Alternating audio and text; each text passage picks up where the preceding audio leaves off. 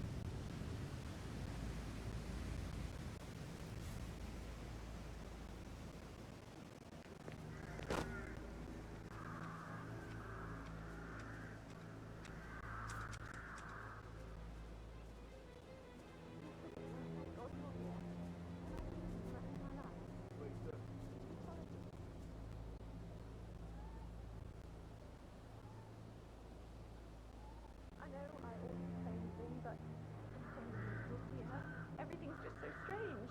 Preparing for Madame's funeral, and then she turns up alive. But then the awful business with her brother Zachary, and then all this security.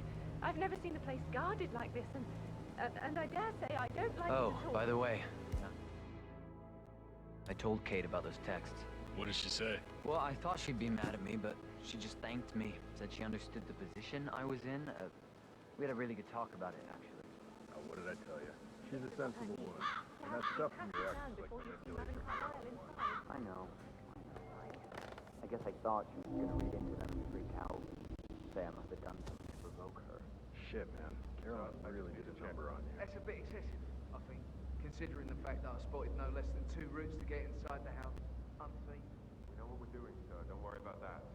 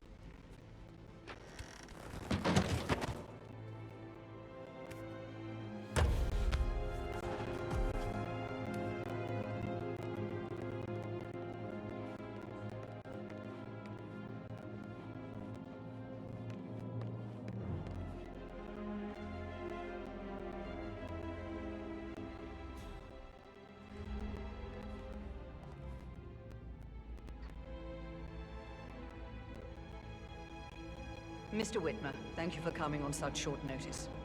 A great tragedy has fallen upon us, and I need a quick resolution, handled with absolute discretion. Results and discretion are my speciality. Very well. I suppose you will want to start at the crime scene. In my experience, a thorough examination of a potential crime scene is half the job done. Good. Fernsby will take over from here. I'm Mr. Fernsby, the butler. Madame Carlyle has asked me to assist you in any way possible. Mr. Whitmer, I understand that you've traveled from London. Would you care for some refreshments? Or do you prefer to go straight to Mr. Zachary's sleeping quarters? I prefer to get started. As you wish. If you'll follow me, sir.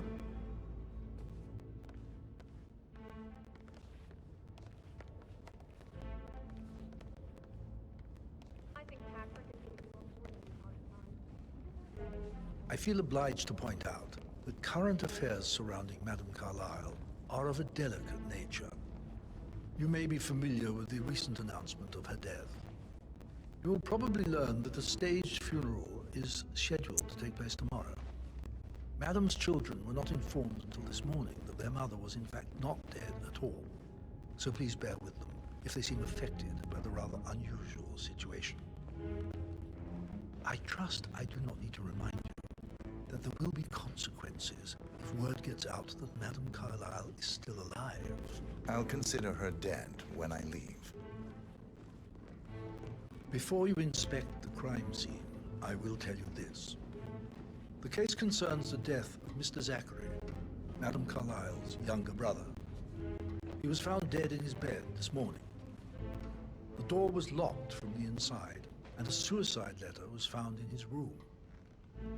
However, Madame Carlyle suspects foul play and will not accept that he took his own life. I've prepared some information for you, so please do come and see me when you've finished your investigation of the crime scene. This is Mr. Zachary's room, to my right. A locked room murder mystery, 47. I trust you'll get to the bottom of this. Zachary's suicide note. Also, a sample of handwriting. It could be relevant to compare to other samples to establish its authenticity. Zachary was shopping for new Wellingtons last night. Not exactly what you would expect from someone suicidal. Why don't you use your camera to scan the dead body, 47?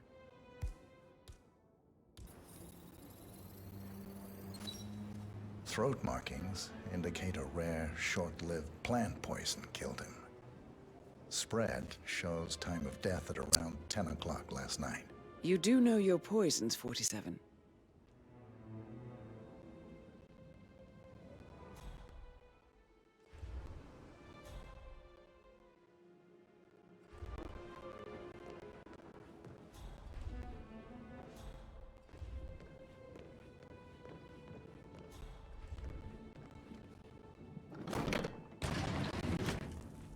Hidden door.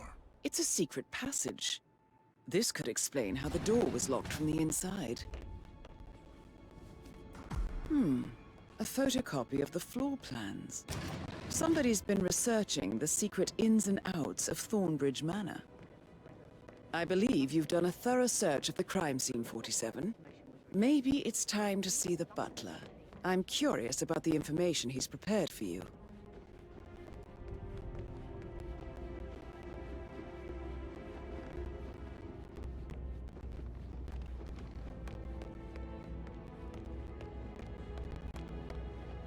Patrick, can I do it? Mr. Fernsby, I'm done with the crime scene. Did you establish a time of death? Zachary died around 10 o'clock last night. Well, that means the staff were off duty. And Madame Carlyle and her security didn't arrive until this morning. That leaves Madame's family and myself as the only persons here when he died. And before you ask, no, I do not have an alibi. I was alone in my office at the time of death. Here's the material that I prepared for you. It's a list of the possible suspects and their quarters. Hopefully that will help you keep track of your findings. Please come and see me when you've solved the case, and I will take you to Madame Carlyle. This is very useful information, 47.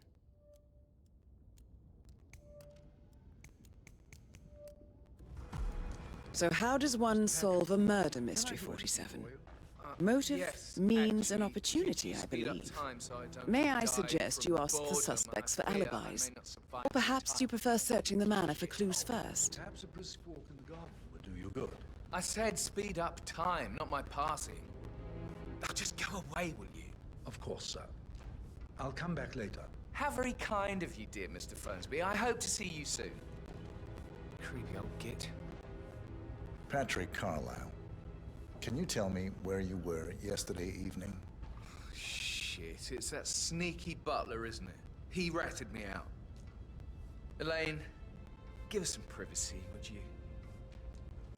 Don't tell Mother, okay? She's really tense these days, and the last thing I need is more hassle. I took that pretty blonde, Rosie, for an evening stroll. I mean, how the fuck am I expected to cope for an entire weekend in this shithole? I'm bored out of my mind. So, is that it? What did you think of Zachary? Creepy as hell. No ambition. Imagine deciding to live in a museum. You know, Father says Zachary and Alexa used to be two of a kind. He had a great future ahead of him, then suddenly, he just gave up everything. What an idiot. Thank God Daddy chose looks and brains over pedigree when he married Mummy. I don't have to worry about the inbreeding so customary in these circles. If that's all, I think I'll get back to my... Did you see anything suspicious last night? No. I reckon Zachary topped himself. I know I would have. Or perhaps Mr. Fernsby. I don't like him. He could have done it.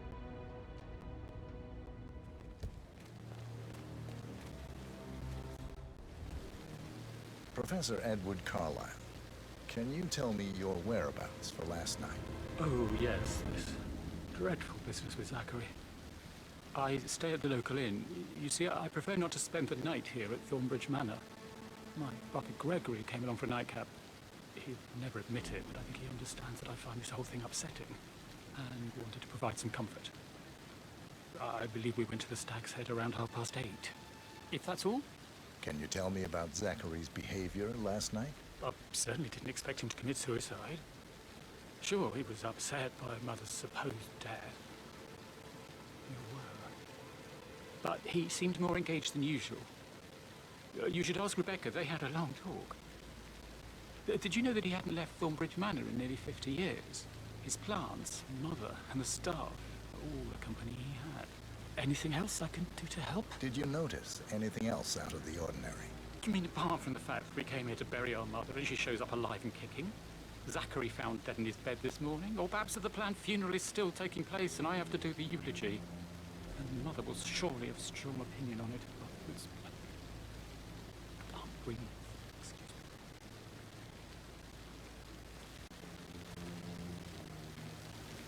me. Emma Carlyle, can you tell me where you were yesterday evening? Surely I'm not a suspect. I need to account for everyone. Well, I spent the evening with my family, but I got an awful migraine and had to take to bed. Everyone can attest to that. I believe I went up when the boys sat down for a drink around 8 o'clock. Is that all? How did you feel about Zachary? I might as well be honest. His presence was always awkward. But how do you have a meaningful conversation with a man who only cares about plants? In my opinion, Alexa bears some responsibility for how this ended. She supported his self-limiting behavior by letting him live here. Anything else you want to know? Have you noticed anything else out of the ordinary? Nothing special comes to mind. Except, perhaps, I did get a feeling that Zachary was depressed, not just sad.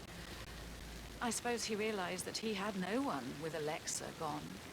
Even Alexa must feel the pangs of guilt over that one, letting him believe she was dead.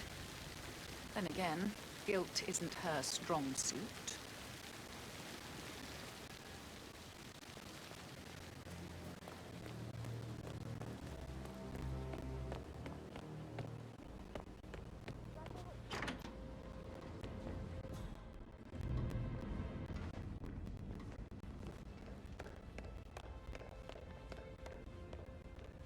Rebecca Carlyle, can you tell me about yesterday evening? We don't really see much of each other, my brothers and I. I suppose it takes our mother's funeral to bring us together, and even then, it's not like we sit on each other's laps. Now, let's see. Patrick, Gregory's son, disappeared straight after dinner. You know, I think he might be in some sort of trouble.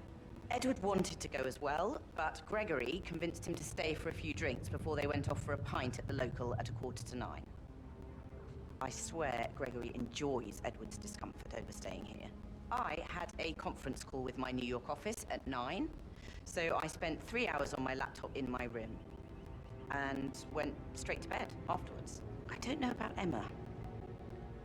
She did act a bit strange.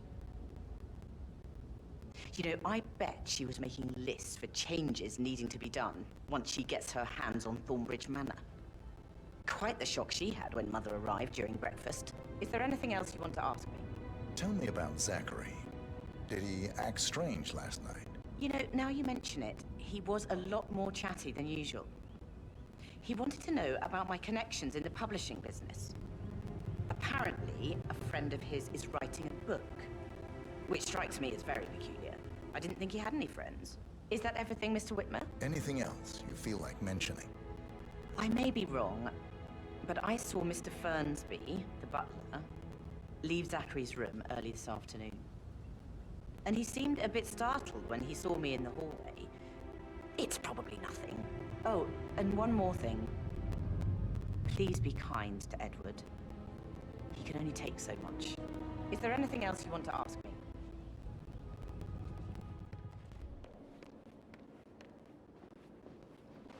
Gregory Carlyle, can you tell me where you were yesterday evening?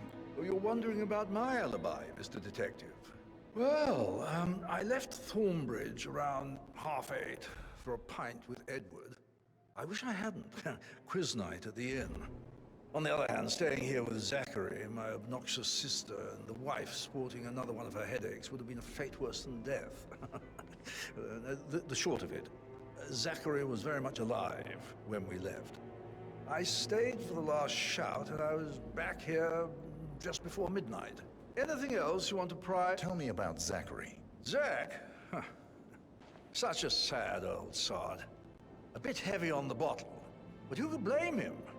Only company he had was his rare plants and Mother, who travels more than she stays here. Honestly, I can't say which is the bigger ball. He's better off dead. Is that all? Anything else you'd like to tell me? Nothing really. I'm just enjoying the show. Our perfect mother obviously fucked up, didn't she? Faking her own death. You know, she's explained nothing to us. I think she's scared to own up to her own mistake. But that Emma woman is a tad too busy for my taste. Tell me. She scolded Mary for not making the bed the way she prefers it. It's so unfair. She's just discovered Zachary's dead body and was all shook up. I tried to tell Emma, and do you know what she said? She said, things will change around here. I can promise you that. She can't wait to get her hands on Thornbridge Manor. But he was such a gentleman. Gave me his coat and all. Rosie, you need to forget about Patrick. No good's gonna come of it. Stick to your own kind. You mean like Chris? He treated me like shit. All he wanted to do was play his stupid video games. Never any romance. I deserve romance.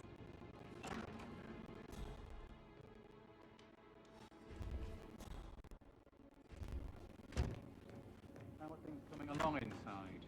Is everything ready for tomorrow? Fake funeral tomorrow. Zachary found dead upstairs today. Death is everywhere. Rosie, tell me what you did last night. I'm in trouble, aren't I? I spent the evening with Patrick. We met after dinner and I went home at 1 in the morning. He said he needed someone real to talk to. When he looks at you, it makes you feel like the center of the universe. Like a real princess. But now he just ignores her. Well, he's under a lot of pressure. He's an idiot. That's what he is. Did you notice anything out of the ordinary? Any strangers outside the house? No, we saw no one outside. Except Patrick's mother, Emma. We were sitting on the bench behind the greenhouse talking when she came out and we had to hide. You won't tell her about me and Patrick, will you? She'd insist Madame Carlyle fire me. I'm sure of it. Too right she will. She's always going on about how things will change once she's in charge of Thornbridge Manor.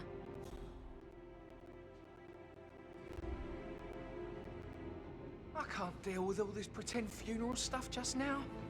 I know I have to, but Amy thinks she might... Without batting an eye. That is the door to Mr. Fernsby's office.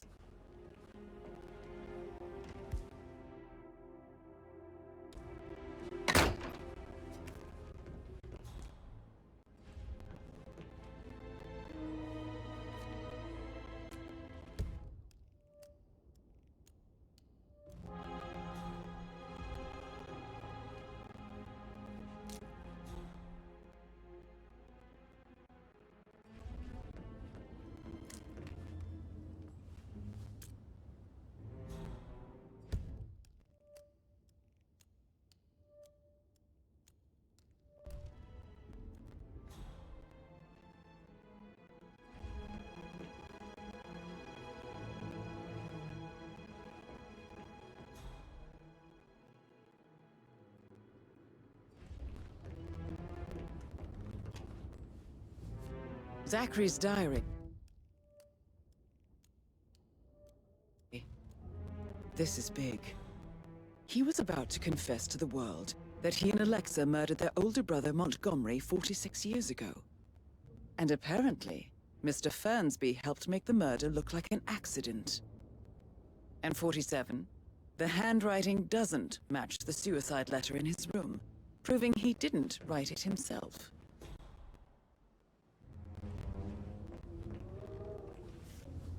Painkillers. Lethal if you use enough of them. But not the poison used to kill Zachary. Of course, Madame Carlyle doesn't know that. Are you considering to frame the butler, 47? Mr. Fernsby clearly didn't commit the murder, but I think you have enough evidence to convince Madame Carlyle he did. Maybe you should tell him you are ready to present your findings. Unless, of course, you want to do some more detecting, 47?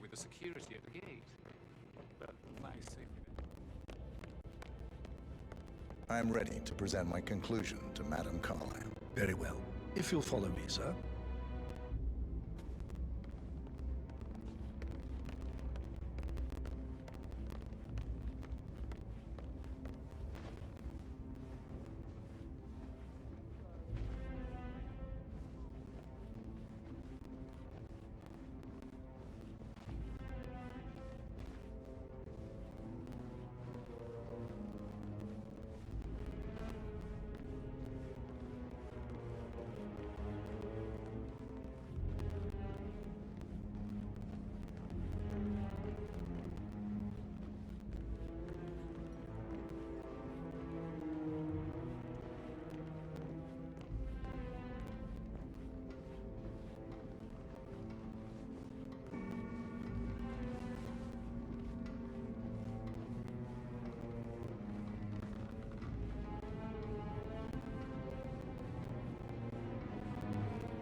Looking good, man.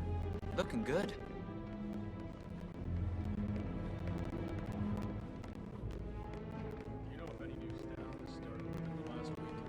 Talk to Mr. Fernsby. He's in charge of the staff. This is Madame Carlyle's office. Please step inside.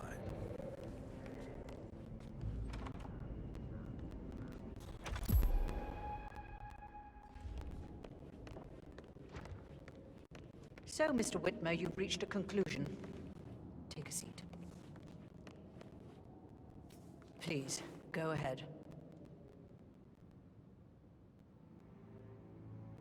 The butler, Mr. Fernsby, killed Zachary. Fernsby? Oh, you've got that wrong. He would never do such a thing. He is the most loyal man I have ever met. I found pills in his office that matches the poison that killed your brother. Furthermore, I found Zachary's notebook, half burned, in Mr. Fernsby's fireplace. It showed that Zachary intended to publish a written confession to a murder the two of you committed nearly 50 years ago. The murder of your older brother, Montgomery. That's outrageous. We did no such thing. No need to feign innocence. I know a killer when I see one, and my discretion is assured. The papers also described how Mr. Fernsby helped you stage the murder of Montgomery as an accident. I believe he killed Zachary not to be exposed as an accomplice to murder. Sweet Fernsby. You are wrong, Mr. Whitmer. He did not do it to protect himself. He did it to protect the Carlyle legacy. Mr. Fernsby, like myself, understands that sacrifices must be made to secure stability and prosperity. Mr. Whitmer, I'd appreciate it if your findings never leave this room. I understand Fernsby's actions, and there is no need for them to have more consequences than they already have. Fernsby was very fond of Zachary, and I am sure his decision will haunt him to the day he dies. About your reward, have you considered an amount? I want the file you have on Arthur Edwards. Arthur Edwards, the Constant. That must mean you're... I expected you'd show up. But you're not here to kill me. If you were, you would have already. The enemy of my enemy, I suppose. You can have it. You earned it.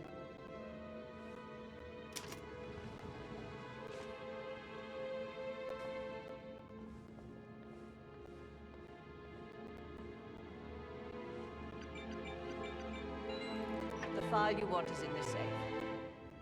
Good hunting. I need some privacy. Thank you.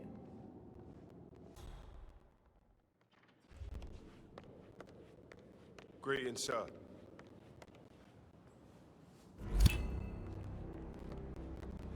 Good work, 47. That's the file on Arthur Edwards secured. Time to take care of Madame Carlyle.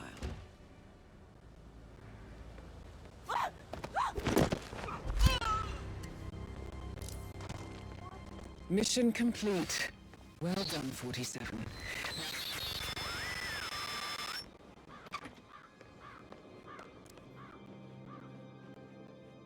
Sup?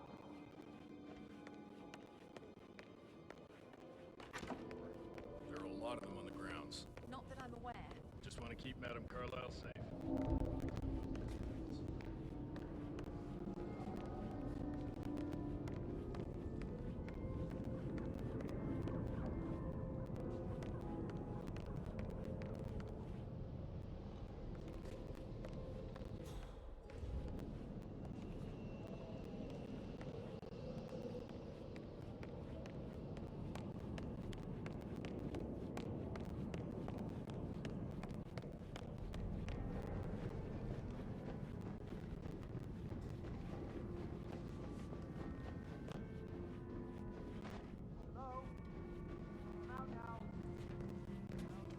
How are you today, sir?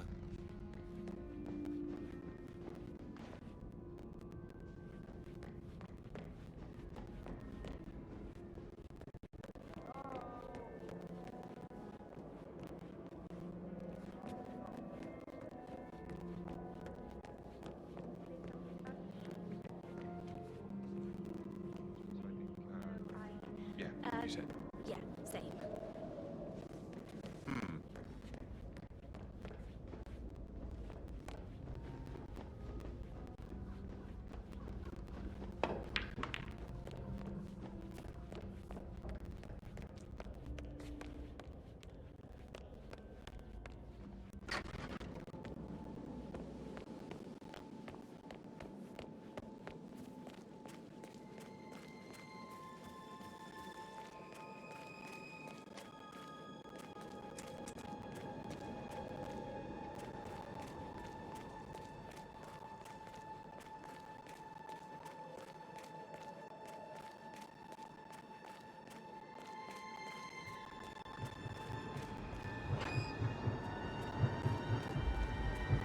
They're everywhere. Go, get out!